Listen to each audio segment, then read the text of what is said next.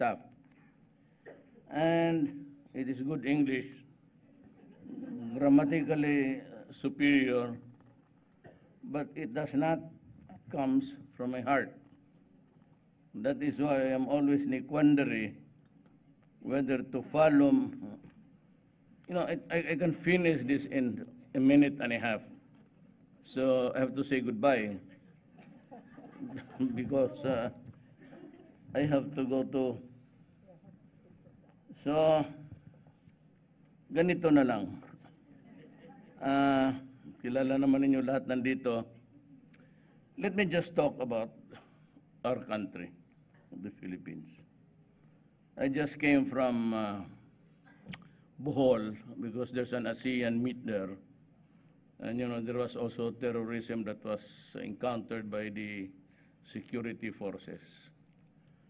And we are in a bind because the local criminals are in cahoots or have had connections with the Abu Sayyaf in Holo and Zamboanga.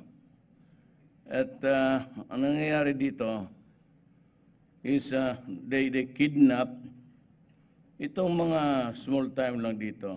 Those who do not want really to be carrying the kidnapped victims. So they sell them to another group which is bigger, and eventually selling it to the group in Mindanao, and then you have a problem. That is why it was very lucky indeed that the ISIS was, or a group of ISIS who were there, particularly led by Rami, yung spokesman ng Abu Sayyaf na yung maingay na mayabang, kasali siya doon. The soldier who killed him also was killed in the process. It was a dual shootout. So that when I came back from the Middle East, it was the other day, I arrived at 3 o'clock in the morning. Nagkape na lang ako, then I went to see pumunta ako sa wake sa Sundalo. And it was really very poignant because I for the first time, I laid a gold cross. Hindi lahat ng sundalo makakuha ng ganon. It was a gold cross that was awarded to him. And there's always a time when I visit to mga patay na I usually make a salute to honor the guy who served the country. Ang problema natin dito ngayon is coming from the heart, actually. My grandmother, hindi kasi alam ng lahat to, si Moro, si Maranao. My grandfather was a Chinese, but ang papa ko from Cebu City, Danao.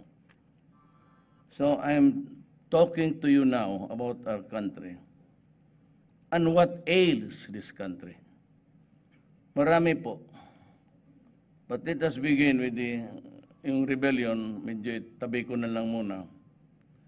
There are so many things which you can really do or go into to improve our country.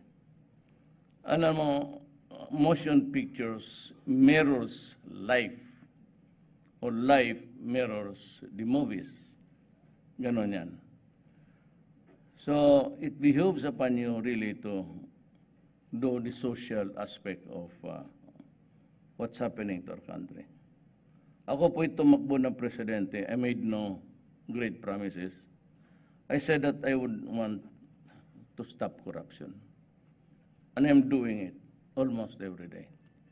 I have fired so many government officials, about 96 of them, But hindi ko na lang I did not make it public because, when I read the dossier,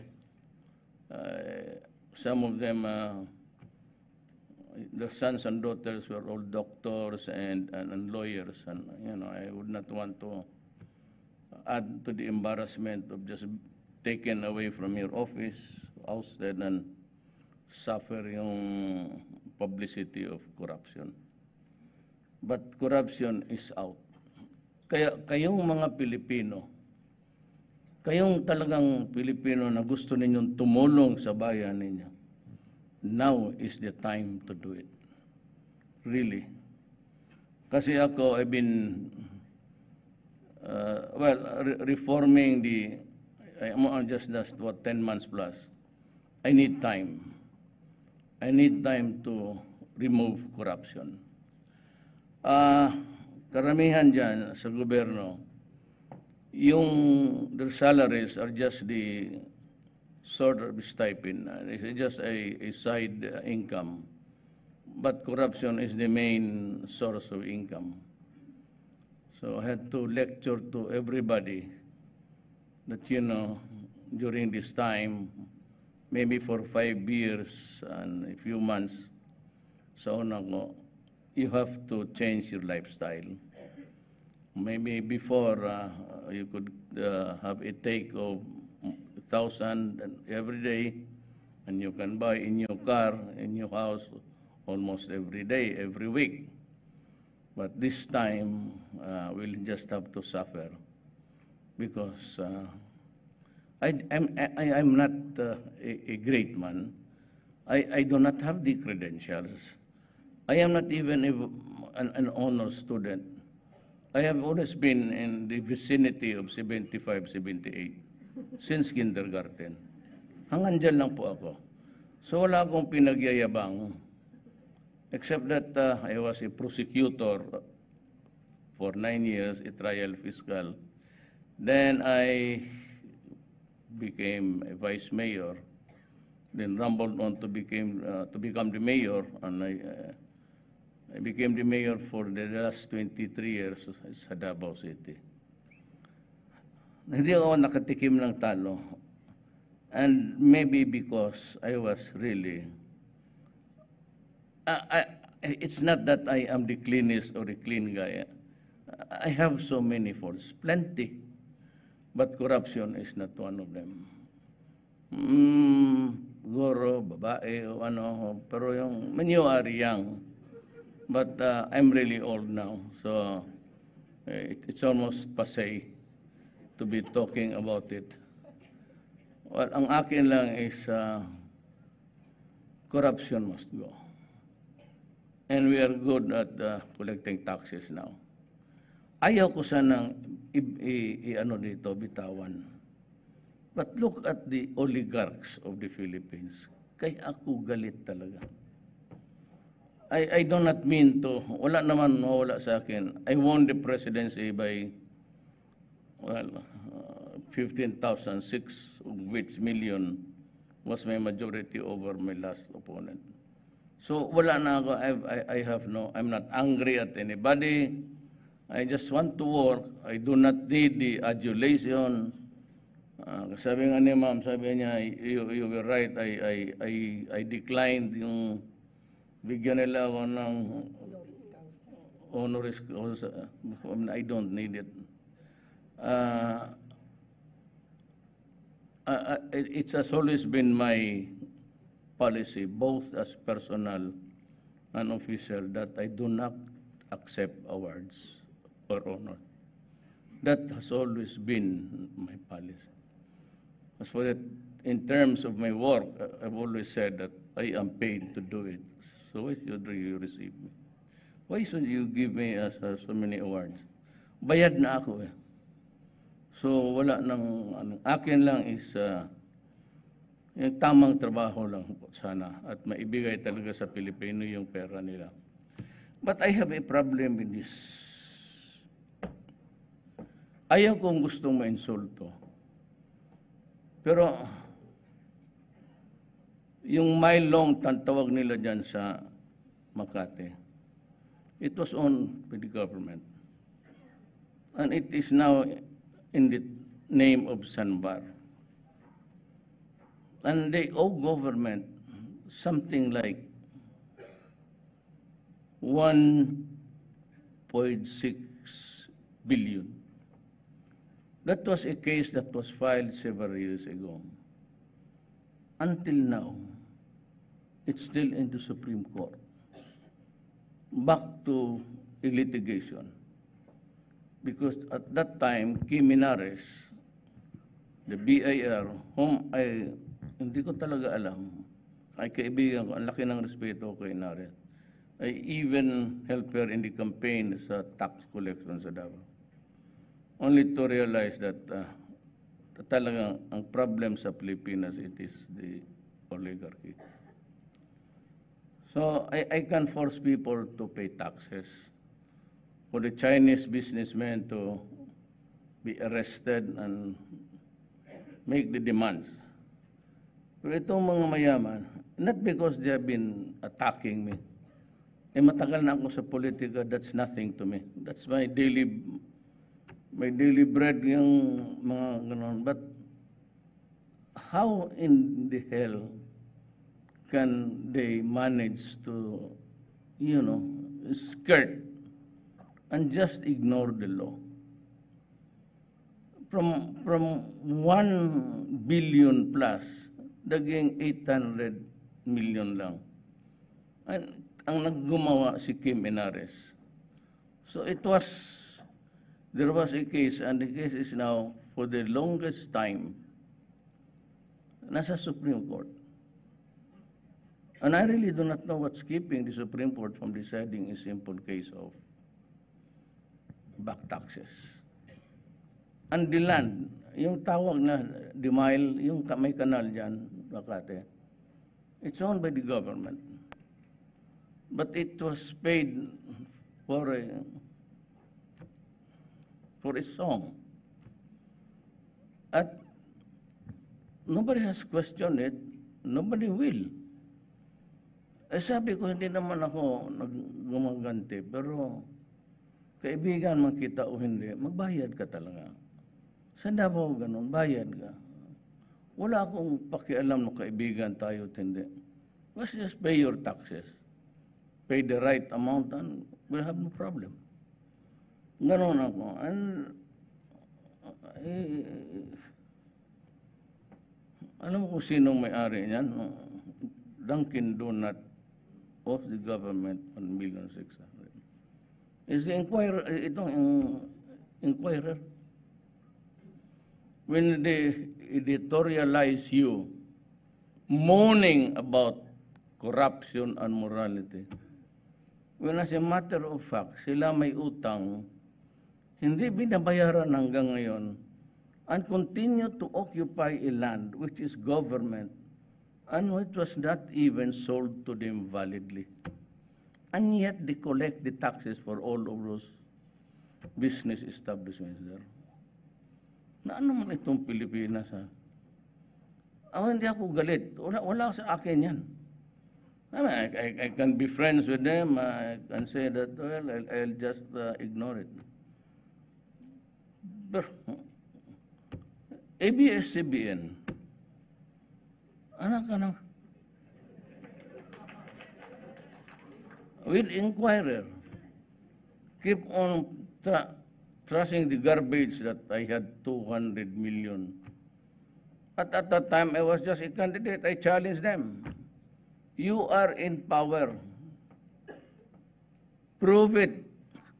Open the books of all my accounts. I do not have that money. And if it is true that I have that money, I will withdraw from the candidacy of being president. Ngayon na presidente na ako, sabi ko, I am now the president. I am ordering everybody, every bank, to open your ledgers and show it to the public. Kasi kung may pera akong ganun, basta kalahati lang, I will gladly step down tomorrow.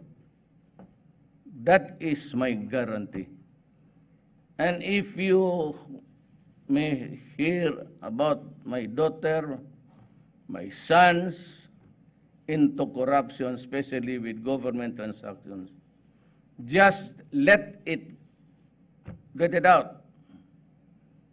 And I will also, I'm ready to resign from the presidency. I gave myself a very small window of committing errors. But I am also exacting sa mga taong may utang talaga. Lalo na yung may power. It's what ails the Philippines. Kasi ano tayo yung not only forgiving but easily, yung usapan na lang natin to, sorry yung ganun. Yung abuso ng pare. Yung kami sa Ateneo, ako, si Dominguez, magka-classmate kami niyan. Every time, you know, if you have, some of you guys are graduated from Ateneo. Di ba every Friday may mass tayo? There's always a mass, then we go to confession, then we take communion. That is the regiment's Ateneo. Well, yung Father Harry Falby, you can open your it's not in the Facebook, but on internet siguro talaga. You'll find his name there. He was the priest who was accused by 25 people from the Los Angeles area. And the Society of Jesus had to pay $25 billion. Gane, you look at his assignments. Last assignment would say there at Ateneo, Mindanao. He was there for us. Yung generations ko na tatlo pati yung generations ko sa baba. May tama talaga kami. And yet all the time, this social evil was just swept under the rug. And nobody wanted to talk about it. Pati kami, takot rin kasi akala namin ito na doon, what's your sin? Mortal lang pati venial. We don't even know how to classify it. So yung mga ganon, kailangan ilabas natin ang totoo.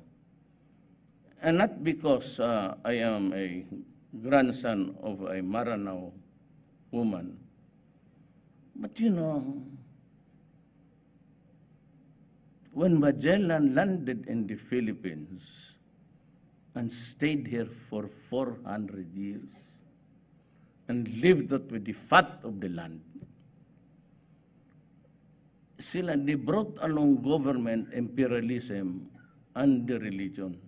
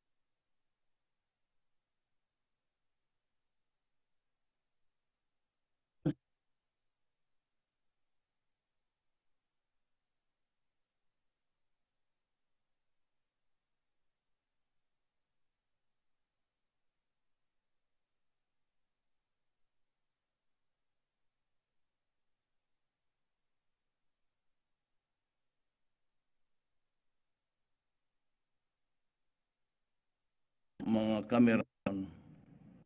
Sila mismo, sila ang kumukuha. Tapos, alam mo na, the history, it's in the archives.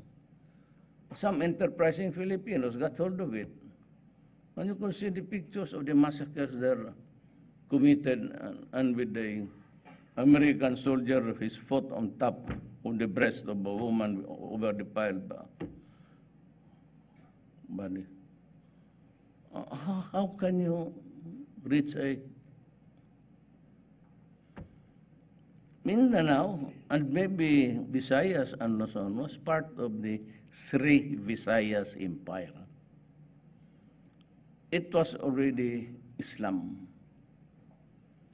As the Americans tried to force the issue, that's why they were able to control Mindanao because of the sheer force of arms. But they could not get workers, the Muslims, working there. Anong gusto nila? Logging, mining. So, they came up with this sloganeering, "Go to Mindanao because it is the land of promise." My father was a lawyer and single and went to Mindanao to try his luck. And, well, of course, met my mother. And I remember in 1948, we were brought there to Davao City. It was a hard life. And to think that at the time, Mindanao was already divided into so many cadastral lands. And they introduced the Torrens title, forgetting the originals there, yung mga Moro people. The Moro people, walang Kristiyanos doon. So if you're a Christian, you must have been there when you were young, or you are a descendant of the original frontiermen mo. Yung pumasok na doon. Most of them Ilocanos because they love to till lands and others. So, in a way also, without really demeaning the efforts of the Moro, what you see in Mindanao is really the sweat and toil of Christians. Ito ang problema ngayon. I've been able to convince the communists to talk. So there was a raucous konti-konti, but we were able to fix it and they are already talking again. Naano lang ako noon sa yung early premature patayan ng sundalo ko, pati police. But, you know, you have to look at the bigger picture. I have succeeded in talking to the MILF kasi kaibigan kami. At marami akong mga pinsan doon, connect na lang. And Ms. Wari is also willing to listen to me. He's just crafting a sort of a BBL, parang counterpart sa MNLM. Sana kung, what would have been a great time for us? No more wars with the NPAs, no more killing, or at least there's a lessening now of really the violence. Wala na sanang rebellion sa mga... Itong rebellion ng MI pati MF is driven by nationalism. Lupa nila eh. So we just cannot say that we can kill, tapos na. Because if you go down to history, of course, it's Adam and Eve. If you believe in Adam and Eve, because the planet Earth is 5 billion years old. So when was the right time for God to come down from heaven to say these things? At kung nakita mo yung carving ng mga tao doon sa caves, they were really like apes. So, anong itsura ni Adam pati ni Eve? And these are the things that yung mga myth natin, we have to correct it. We have to correct history. And I hate history. In geography natin, the first 5 pages talks about the discovery of the Philippines. And it's placed there, who discovered the Philippines? Magellan. Son of a bitch. Where did he come from? We were already good as a nation. The Malay race. Then they came to conquer us, stayed there for 500 years. Then by the Treaty of Paris, because there was a war between the Americans and the Spaniards, Marianas Island, Guam, Philippines, pare-pare yung mga pangalan natin, were ceded to the Americans. And they stayed there for 50 years. So sabihin mo, the reckless exploitation of resources, tayo? No. Amerikano.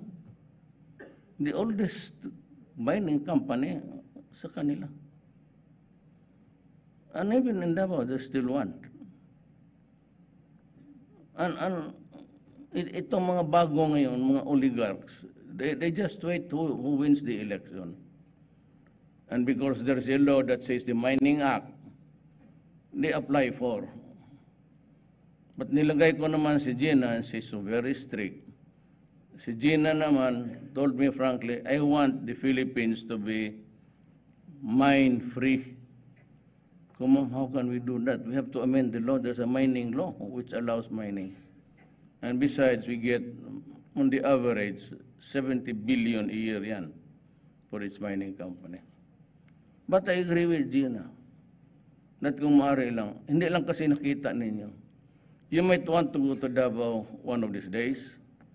I have a friend, Archie Po. He's in the business of leasing airplanes. I can borrow one. And you travel from Davao to Agusan to Surigao. Maawa ka sa bayan mo. Maawa ka sa bayan. Parang tansan, yung tansan ng Coca-Cola na may cork. Ganun yan sa bukid. And even itong mga ordinaryong Pilipino are it. And it's not a tunnel thing, it's open pit. Kaya when it rains, pupundo yan tubig. And over time, it loosens the bowels of the earth. So they have landslide and everything. There's so many injustices committed in thy name. And these are the guys who are really just there waiting for a job. I ordered the arrest of Jack Lang because he was given a sort of license there sa Clark sa gambling by President Aquino Corazon. And he was 1% lang ang babayaran niya. 1% of the gross. And ito si Jack Lang was talking, aabot kasi sa akin yan. The intelligence would mahagilap talaga nila yan. In Clark, he was talking as if everybody was in his pocket. So when I was reading the briefer one night, sabi ko, putang ina ka, tinawagan ko yung aide ko, sabihin mo sa NBI, arestuhin mo yung gagong yan. So there is no crime. Nobody. Kill them so that there will be a crime to solve. Arestuhin mo, mabuti na lang nakasibat. Itong si Mighty Cigarette, he's a good guy. He's very magaan. And one time, itong syntaxes, tingnan mo talaga how they operate itong mga oligarch. Syntaxes, there was an increase of, sigarilyo, basta para, anyway, to discourage, but it failed. But anyhow, you have to pay. So yung chairman ng Ways and Means was Ungab, the former congressman of the 3rd District of Davao. Itong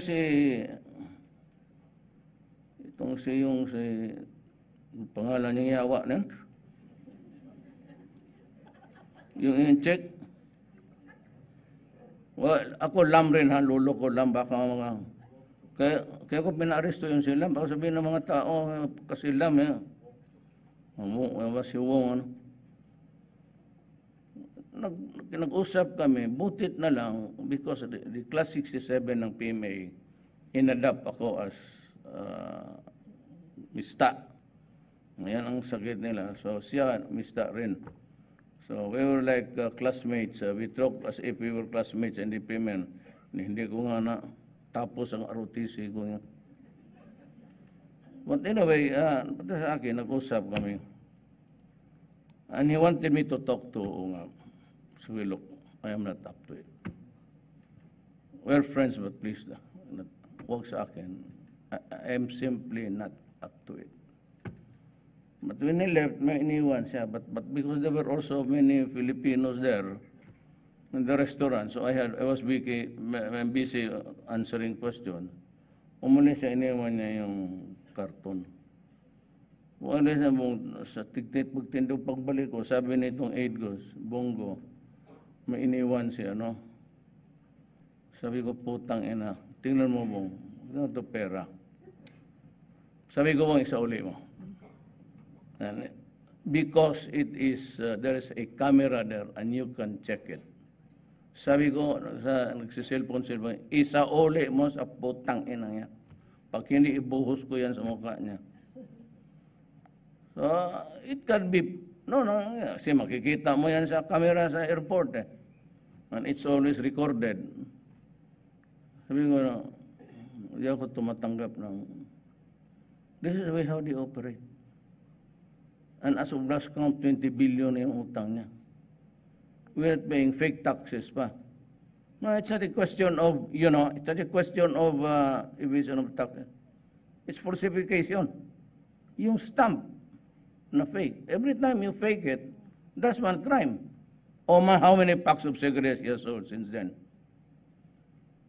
How many is consumed by people smoking? Ano, Pasko nagpadala siya ng baril. Hindi ako mahilig niya.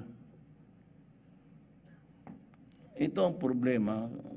Ito, ABS-CBN, ako, si Cayetano, isang grupo kami, there was really no money.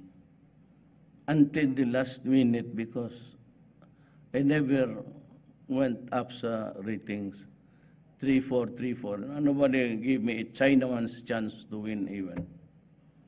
So, I won. I won with about 6 million ang majority ko.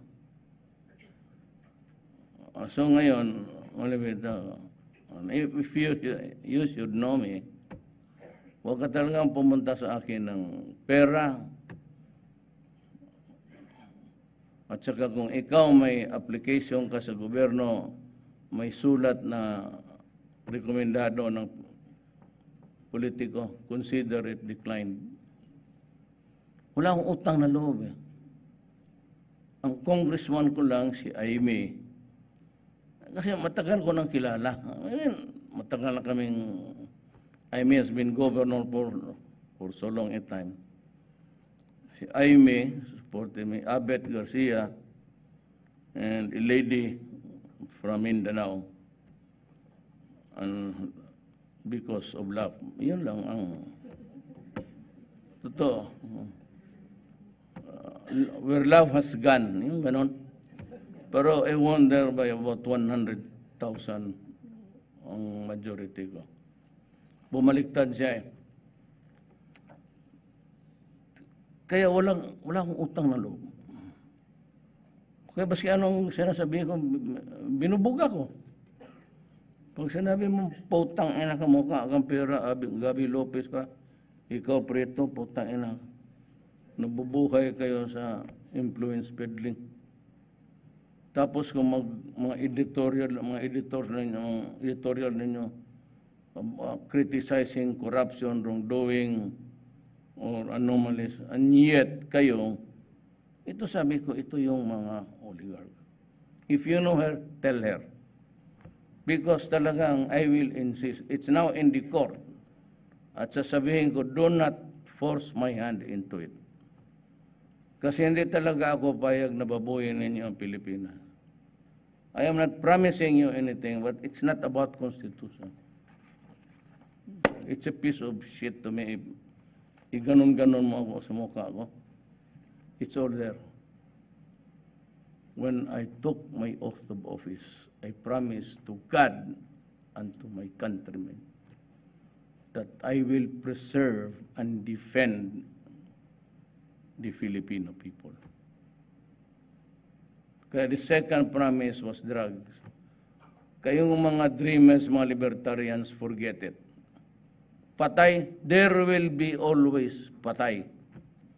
I will not stop until the last drug lord is killed and the last pusher is out of the streets. Because if I just kill the drug lord, the producer of Shabu, and there are runners there will always be someone tempted to cook Shabu because it is brisk business. Sabi nga ng simbahan, but Duterte is killing also the poor people. But of course, to destroy Shabu in this country, I have to destroy the apparatus. I have to kill who's producing it and who is distributing it. One minus the other cannot do. You are dreaming. Killing. Well, I said to the policemen, go and hunt for them. And if it is possible, just arrest them. But if you are confronted violently, thereby placing your life in danger, then of course defend yourself and shoot the idiot. That is an accepted principle all throughout the world among policemen. That is how they operate. You just don't allow your policemen to sacrifice and commit suicide. So that's the way it is. My second promise, I will go after drugs. We have now 4 million addicts. Putang ina niya. 4 million addicts. This 3 million was during the time of General Santiago. The 1 million was during Bato's time. He breached the million mark by having 1 something. So 4 million yan. Here's the cuts. American experts, the forensic says that constant use of Shabu for 6 months and 1 year will destroy the brain of a person because it will shrink the brain. And when the brain is shrunk, what will I do with this Filipino? Ang sekreto niya ganito. Kaya ako takot. Piskal ako eh. I'm a prosecutor. If you are drunk or out of your mind, when you kill a person, when you rape a child, which was very popular noon, ang bata nire-rape, binipick up lang, then destroyed body, yung mag-uwi dyan sa mga barangay-barangay, waylaid and dragged into a corner and rape and dies. Ganun ang Shabu. And if you are not in your right mind, not in complete control of your mental faculties, kung buwang ka, we cannot proceed against you criminally. If the doctor says, buwang man yan. Tanungin mo ang pangalan niya, what's your name? Nagsakay ako ng aeroplano. Bangag na. Mag-akyat ng mga bahay, magnakaw, magpatay ng lahat galing sa nanay, pati yung mga anak na babae. Abusuhin, tapos patayin. Those were the days. Kaya delikado, and when you are now bringing him to court, kasi tanungin mo, at the time that you committed the crime, doctor, do you think that he was in his right mind? The doctor said, no, he was talking about hell, he was talking about the guardian angel ordering him killing his mother. So, you cannot charge a person who is out of his mind. Na ngayon pag dito, he may have been in his complete faculties. But at the time of the trial, because of continuous use of Shabu, he's brought to trial. And if I were the defense counsel, I would just ask, Your Honor, may we have a preliminary hearing? Why?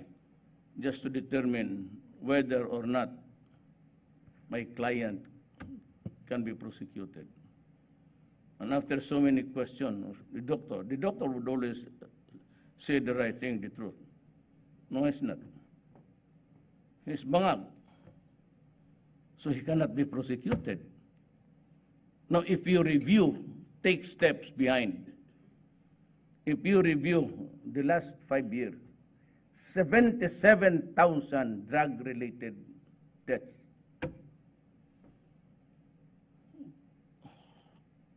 Who will pay for this? 77,000 patay. No, they're complaining about 10,000 dead. Make it 50, make it 100. Papatayin talaga kita. I will, if I will not kill you, you will add to these statistics, and yet you do not go to prison because you are insane. Sinong managot nito ngayon? Who answers for this 77,000? Now, it's my time to administer the affairs of the country. I will not add anything to that 77 needless and useless deaths. I will kill you. When I was mayor of Davao City, do not destroy my city. We need to progress because I have 1.9 billion. I have to build schools, pay the teachers, pay the police, make it clean, buy the medicines. And if Davao shrinks just like the years behind me, how do we survive? So do not, I said, do not fuck with my country. I will kill you. Do not destroy the young people of this country because they are our only assets. We are not millionaires, all of us. I don't think there's one here. When we are sick, dying, old, who pays for the hospitalization? Who mortgages their land, their acquired property just to buy your? Who will bury you? Who will pay for the cemetery? Yan ang nakaproblema dyan sa droga. Hindi kami nagkakaintindihan ng human rights, pati itong libertarians. Just like Obama. Obama was a libertarian. But deep inside in the recesses of his mind, he was really suffering from a deep inferiority complex. I don't know why. It shows in his language. Look what happened. It's almost a disaster. He started everything. Now it's getting out of hand because Trump is also something out of the blue. But all of these things were prolonged by, and he was talking as if he was only delivering sermons. And the mental structure was so many policies there about left, about leftist principles of governance. But something was terribly wrong with them. And even to chastise me. That prompted me to say, stop talking to me, reprimanding me as if when I was mayor, I was already at the receiving end. But when I am president, do not just reprimand me publicly. If you have a complaint, you go to the United Nations. You file your complaint there and let the United Nations Human Rights Commission investigate me. When the report is there, then you begin to talk. And America has this habit of saying either you stop this because you won't have the aid. We will stop your assistance. So I said, Mr. Obama, go to hell, son of a bitch. Why are you picturing as if you are throwing assistants there enlisting us in a post. And sure enough that we cannot take a bite what you are. There's an idiom there. It's a Visayan idiom or cliche. Hindi kami patay gutom. Ibig sabihin, we will not die of hunger without you. Keep on repeating the State Department about aid, cutting of aid. So I got pissed off. So what did I do? And I was surprised because as bananas, which made Davao rich, nobody was buying or bananas or pineapple. So I had to take a trip to China. And I had to ask President Xi Jinping, President, what's wrong with our products? It was of good quality before, but why are you rejecting it now? We cannot, you do not want to import it, the pineapple. And he said, no, it's not, but it's about you always dovetailing the foreign policy of America. So it is no problem. I will separate. Now we are back. 100% of our banana exports is back. We lack what 70% because they stopped planting pineapple when there was no market, no export to China. Now that they are back of buying again, we are having a shortfall. Tayo ang walang supply, so we are doing overtime. And China said, we will buy everything. You know, half of China is frigid the whole day, even on summer day. They need to, about 5 billion people need to eat. So that's the reality of our country. That's the history and my personal crusade. Corruption must stop. Drug must stop. Even for 5 years only. There will be lessening, but you can be very sure that every centavo of your money will go for the benefit of the people of the Philippines. Sigurado yan. I assure you, as the sun will rise in the east, corruption will stop. I will not allow it. I have already fired one cabinet member and one close friend of mine who I said who was with me since 1988 when I became mayor. The cabinet member, I am not used to humiliating people, but I really got pissed off because he was lying. Diyan si ma'am. She is DSWD. She was there. So nakita talaga nung nabasa ko yung report. Because yung report niya galing sa legal officer niya mismo. At sabi ko, bakit ka pumunta doon to sign, to buy a fire truck worth 18 million? Anong klaseng sunog yan? We're buying it at 7, 8. That's the running price now of a fire truck made in Japan.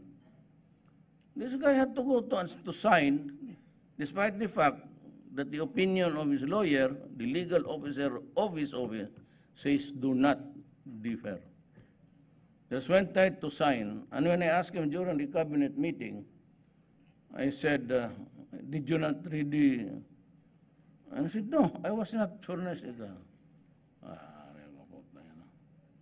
Gusto kong sampalin, kaya lang, nandiyan man sila, ma'am. Sabi ko lang, you're fired. Go out of this office. I don't need you. So that is the price that you have to pay. I am hell-bent in stopping corruption and drugs. And whether or not I succeed remains to be seen. But kung sabihin niyo, does it mean that there will be no killings at all because of human rights? Tell your story to somebody else. Because drugs will destroy our nation. 4 million na ngayon. Ilan pa ang madagdag? Another 2? Right? Or if you have a president who's a son of a bitch, another 4. Yeah. In 10 years' time, you will have a nation of parang Walking Dead. You saw it. It was only when I was president, I knew that it was a serious problem. In Davao also. Pero butit na lang sila. Davao just learned. They learned it the hard way. Do not, because I'll kill you. I will really kill you. No doubt about it. Ngayon, ang bayan ko, ang Pilipinas, ako yung presidente. I'm supposed to protect you and your children. They keep on selling drugs there, just like in other places. America is one hell of a place. Drugs is also. That's why Obama kept on reprimanding me. But there's a tape of that because I made it public. When President Trump won, I called him as part of a committee. Courteous, even if you are like or you are dislike. So I said, Mr. President Trump, this is President Duterte. I would like to congratulate you on your victory. Said, oh, yes. Said, I've been expecting your call. And do not worry. Thank you, but if you are in Washington, give me a call and we'll have coffee. Or if you're in New York. And besides, you're doing it right. And he said, this goddamn son there in the corner, and that just, he named the country. I will not name the country. They are pouring drugs there every day, so it makes Americans crazy. You're doing it right. So, which is really the best advice? The libertarian Obama? Or Trump? Of course, I agree with Trump because he agrees with me.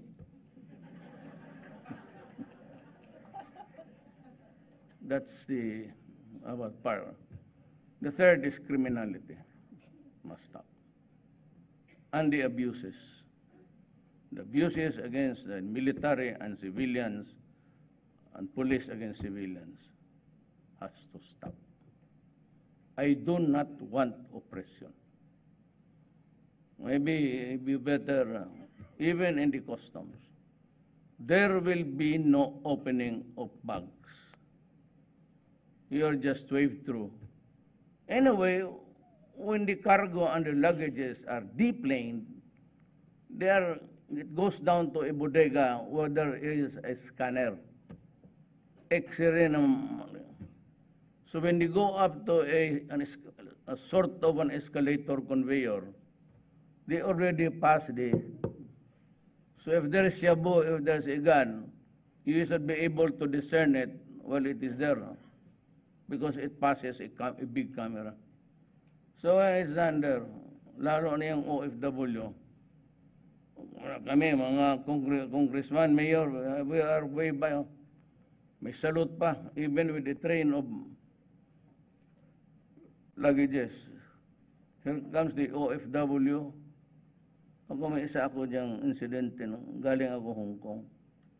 Hindi na niya nakabalot kasi maliit lang eh. Dala-dala niya para sa... And we were late because I was waiting for this guy. Hanggang pinahirapan niya eh. Tinuturo niya doon sa Kahiro. Hindi siguro sila nakaintindi magkano. Sinabi ko sa kanya, Brad, bakit hindi mo pagbigyan liit-liit niya? Kami kanina, sabi ng customer, bakit sino ka ba? Sabi ko, putang ina mo, sipain kita ngayon dyan. Sino ka? Sabi ko, bakit sinuka mo ako? Ikaw ang isusuka ko. Sabi ko si Mayor Duterte, ako nanda ko. Kaya nga wala na. You go abroad, come in, there's no opening of the bank. No more. No more. I don't allow it. I don't allow anybody to touch the bags. Leave it to the intelligence and the operation guys there because they would know if there's something brewing. But for those there in the... Alam mo, ito nung before it's 8 o'clock. Si Irap naghihintay na yung buang birthday niya ngayon eh.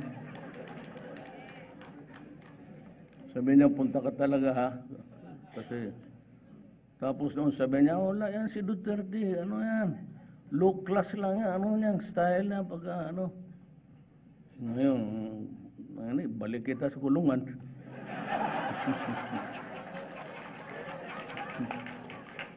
Ano ang makita mo sa akin? If you want to find fault, no? Money will take you forever. Women, they're all matanda na sila. Pinatawad ko na sila. Sabi ko, wala na. So, wala. I sleep early. After eating, I sleep. Listen to the news. Pero ito ba? Alam mo ba kung bakit hanggang ngayon ano tayo? Because the Filipino takot sa mga police, pati military, pati mga customs. BIR, kailangan pa magdala sa customs, magbayad ka ba? Because you are not assertive of your rights. Look at the Americans. You just cannot fuck with them. They will shout at you. Oh, what's happening? What's wrong with my bag? Kayo dapat, pag magpunta yung mga BIR and you have paid and it is the correct amount, you shit him. We're at the airport or you create a scandal because it would reach me and I will call him. And I guarantee you, I slap him twice in your presence. One for me and one for you. Totoo. It's not a novel idea. I do it in Davao City for almost 23 years. And everybody behaves. So all you have to do is to be assertive. If you ask more than what you are required to pay, tell them, you better shut up or I'll slap you. And then he begins to heat up. Say, okay, you wait. I'll call President Duterte. And I have opened the television, PTV4. After the news, there's a 1 hour blank there because it says you can text there. In this office, I followed up the papers and I was asked for the official. You name them. You need not give your name, but you name the official. Because I read it every day. And then I said, call the guy. And if I'm not satisfied, I say, either you resign or I'll file charges against you. Or better still, if you want, I've been doing it, I'll throw you over the Pasig River. It's just me. I'll tie your hands and feet and just drop you there. Alam mo ang Pilipino, pag hindi mo ganun yan, kung makiusap na would like to ask our countrymen to behave and let's work together. Puta na bila, ako bulahe na, fuck you. Hindi mo madala ng istorya ng gano'n.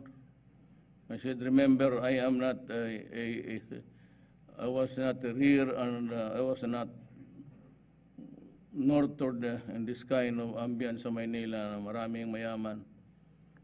I do not come from an exclusive village. I am just trying hard just to my worry is really my autobahn. Ano siya, Duterte will declare martial law. What do you mean martial law? Declare the right of habeas corpus. I will not do that. I have this compressed to a simple phrase. It is, my duty is to protect the Filipino nation. My term begins and ends with public service. Nothing behind, nothing more than it's there. And I will do it. I would know what power. When I said in the Abu Sayyaf, because there's an ASEAN meeting now, and they went there maybe to kidnap. It's a long drive, actually. And I told the Navy, if you see him, the boat, blast them off. Do not give me prisoners. I don't need them. If there is a fight and they surrender, you refuse, you decline the offer of surrender. Let's continue fighting, but eventually they will run out of bullets. I have plenty of soldiers to spare. I have a stock of, I have acquired, meron na tayo, we have a, ibig sabihin ka?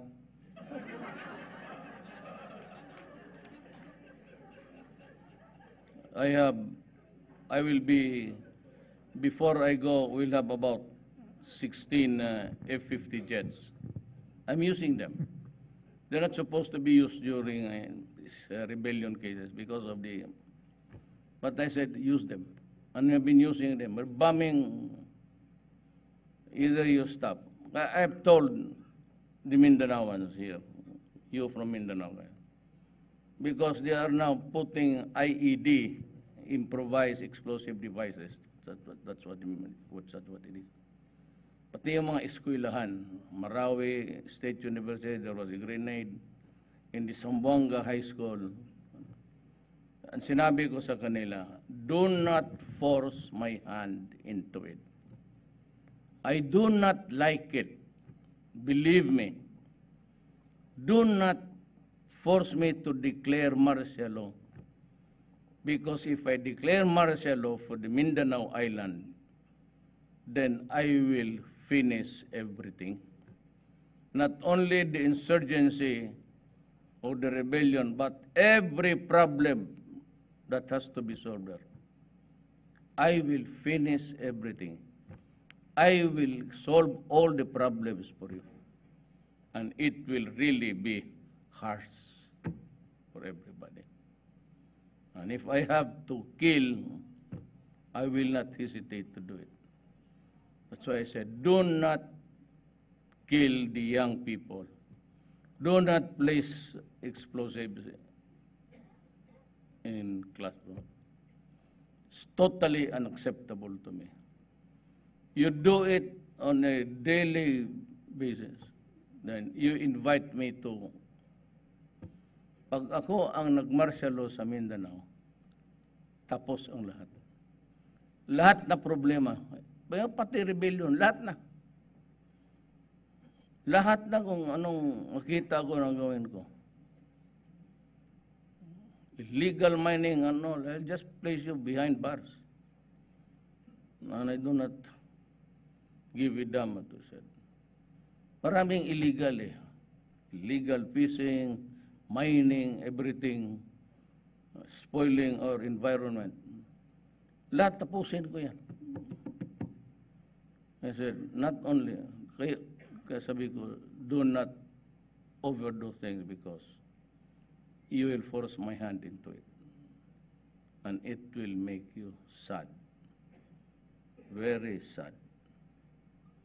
And so, ladies and gentlemen, I'd like to thank everybody for listening to storytelling. I was not making a speech. I know that, but by your silence, because nobody was talking, you would know that you are already a bore because the guys at the back would chow, chow, chow, and you can hear there's a noise already. It means to say it should stop. But this, I consider this a privilege to give me to talk to you because from here on you would know how to spin the story of our history.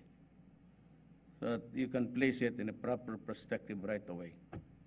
That this is the situation. And I mean, I studied in Ateneo, so was my brother, and I graduated from a Catholic school, San Beda. So, holy kami. Ako holy talaga ako. Sumubra lang yung pare. Akala mo wala silang kasalanan. Bless. They don't really use the confessional box. They'll pull a chair, say, come, sit there. So, what's your sin? Then you begin to, is it venial or mortal sin? Mortal sin, halka. Venial purgatory. Now, tell me.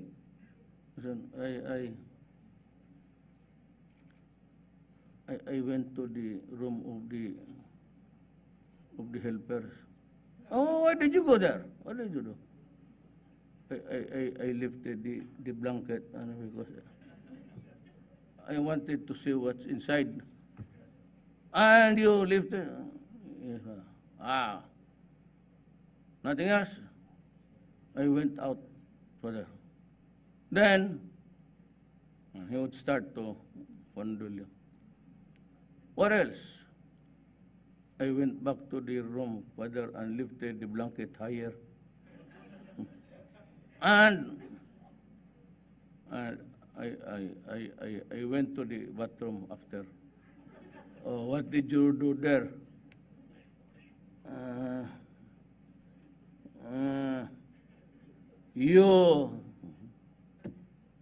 Yes. Do it every night? Almost every night, brother. Lahat naman eh. Mga pare, pero ginahawakan kami. That, you go into that internet. There's Harry Falvey. The brothers, they were both sued. Pare sila sa Society of sa Jesuits. Tingnan mo ka ano. Both of them were charged. And wala naman sila, patay na. But we, the students of, he passed, I don't know if he was stayed long in Zamboanga and Cagayan. There are Jesuits there. Ateneo, Zamboanga, Cagayan, pati Davao. But it's good to show to the public. And this endless debate about heaven and hell. Kaya ayaw ko gusto yung Katoliko. You know, when you talk about a religion and you threaten small children going to hell and picturing it as a place where everybody is burning, that's not religion. That's coercion. And that is what drove the nomads in the desert before. What they can think of is how do we convert this guy and how do we make him follow. So no, hell. There's no such thing as hell. Hell is here. I said we have about, they say that the earth is 5 billion years old.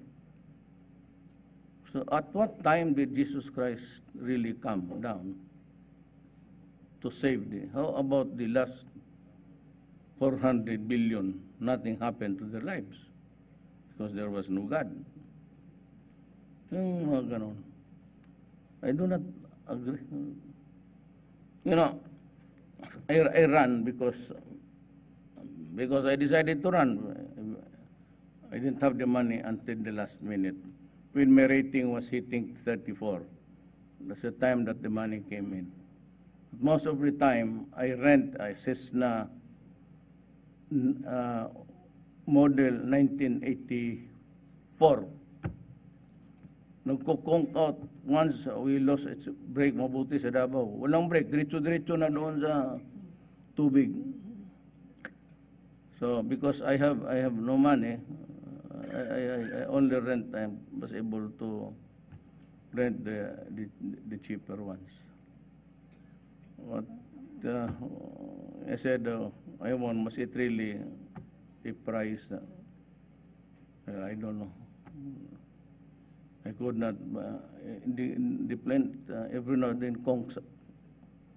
Going to summer, it conk out the transponder. So that is my. It's not a sad story actually. It's a story about Higa, a guy who really was looking for trouble when there was none. I was supposed to retire. And problem because my daughter would not run for mayor. Kung hindi sa tumakbo ng mayor, hindi talaga mag-presidente.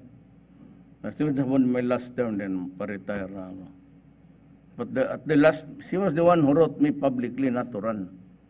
Because I will just be used by, politicians.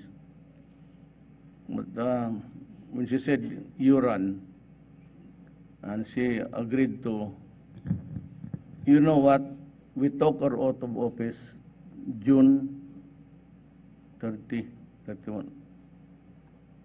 It's in the Malacañang office. If you happen to go to Malacañang, ang Gaga resigned after July 1, nagsubmit ng resignation ko talagang Gaga. You know my daughter, the one who mold the sheriff, yung binugbog niya yung sheriff na gano'n yung babae na yan. But kung wala na kayong makuha ng ibang presidente yan, ang kunin ninyo. Patay lahat. Ubos yan. Noon, yung drug pusher lang, pati butika owner dyan, patay na. Ibang klase ng babae na. So I live with a sense of gratitude that you kept with me all the time to listen to stories. But that is good, an example of how things are in the Philippines. We are run by oligarchs. Yung walang kapital. Like Ongpin. Ongpin has been alive since Marcos. Anong kapital ng putang ina niya? Influensya. So every time who wins there, he would just go, says a friend. Kasi liberal lang pati Dito buko sila. Nasira sila. Hindi mo sila makalapit sa akin. And I don't allow people. Kung kayo pa, ordinaryo, but the dinner there is simple. I'm not joking. No more steak. It's one viand, one soup. Matano si Mamo. Sa cabinet meeting, our dinner is one soup, one viand, or a piece of rice. Yun lang. I can invite you, but you have to, I don't know if it's to your liking ang ulam. Because I do not throw parties there because it's not our money. Iba yan kung pera ng inyo yun eh. Mahirap na, lalo na kung hindi kayo kasali sa kainan. So salamat po at congratulations. Thank you very much, Mr. President. May we request our President to remain on stage for a photo opportunity.